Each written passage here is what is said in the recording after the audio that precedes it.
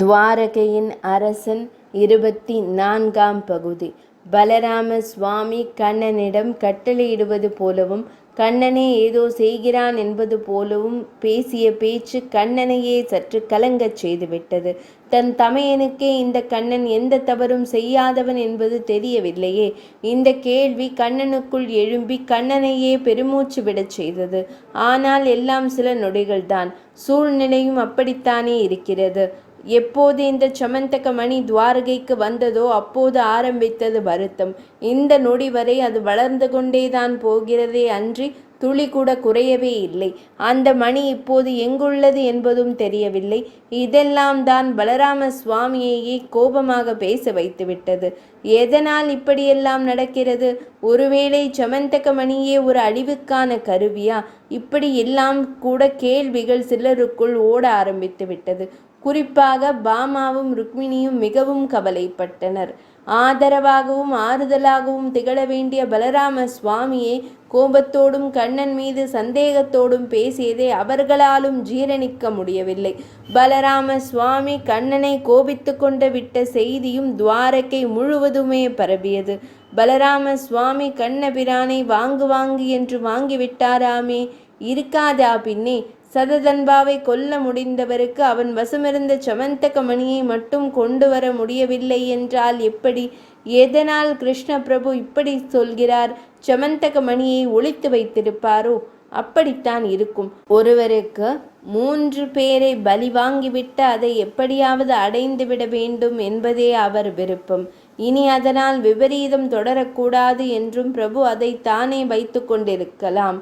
பலராம மன்னர் இப்படி கூறிவிட்டாரே, கிருஷ்ண பிரபு இனி என்ன செய்வார்? எனக்கென்னவோ அந்த சமந்தக மணி கிருஷ்ண பலராமரையே கூட பலி வாங்கிவிடும் என்றுதான் தோன்றுகிறது. அதெல்லாம் நம் பிரபுவிடம் பலிக்காது.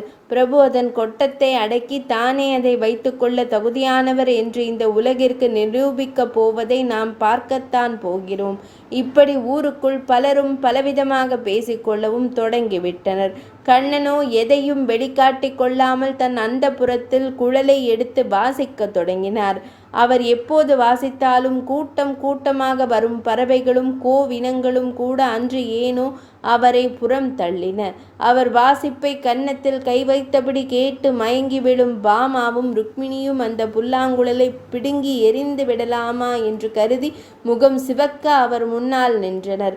ஓரளவு வாசித்து முடித்த கண்ணனும் நிமிர்ந்தார். பாமாவும் ருக்மிணியும் ஆளுக்கொரு பக்கம் நின்று வெறித்தனர். பாமா, ருக்மிணி, என்னவாயிற்று உங்களுக்கு?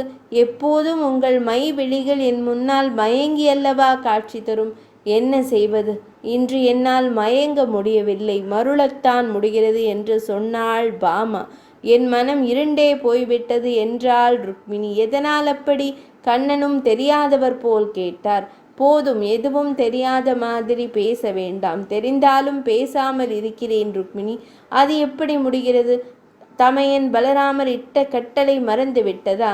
அதை எப்படி மறப்பேன்? மறக்கவில்லை என்றால் அந்த சமந்தக மணியை தேடி புறப்பட்டிருக்க வேண்டும். இப்படியா எனக்கென்ன என்று புல்லாங்குழல் வாசித்தபடி இருப்பீர்கள்? பாமா, அதை நான் எத்தனை முறைதான் தேடுவது? போகட்டும், விடு.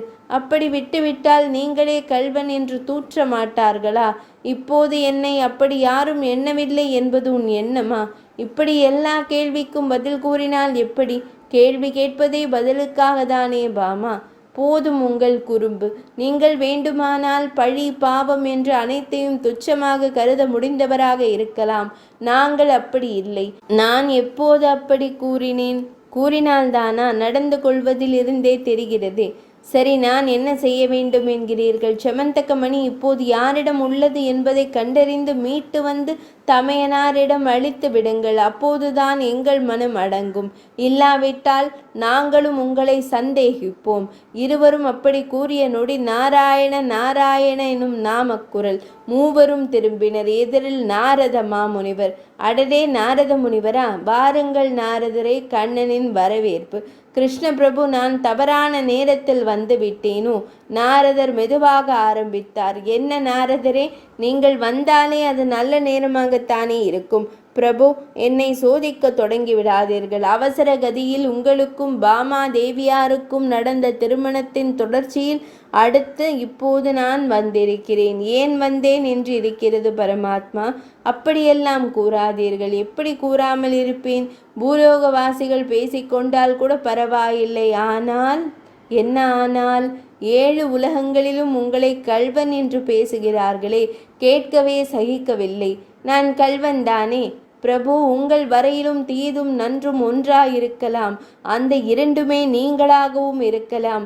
ஆனால் உங்களை துதிப்போருக்கு மனம் வருந்துகிறதே, அதற்கு நான் என்ன செய்வேன்? பிரபு, நீங்கள் சமந்தகமணியை தேடி வனத்திற்குள் சென்ற தினம் ஞாபகம் இருக்கிறதா? அது எப்படி மறக்க முடியும்? அன்று கூட நான் பிறை வானில் நானும் பார்த்தேனே. அதுதான் நீங்கள் செய்த தவறு, நாரதர் அழுத்தமாக கூறினார். பாமா ருக்மிணி இருவர் முகத்திலும் ஆச்சரியம். 24ஆம் பகுதி நிறைவடைந்தது.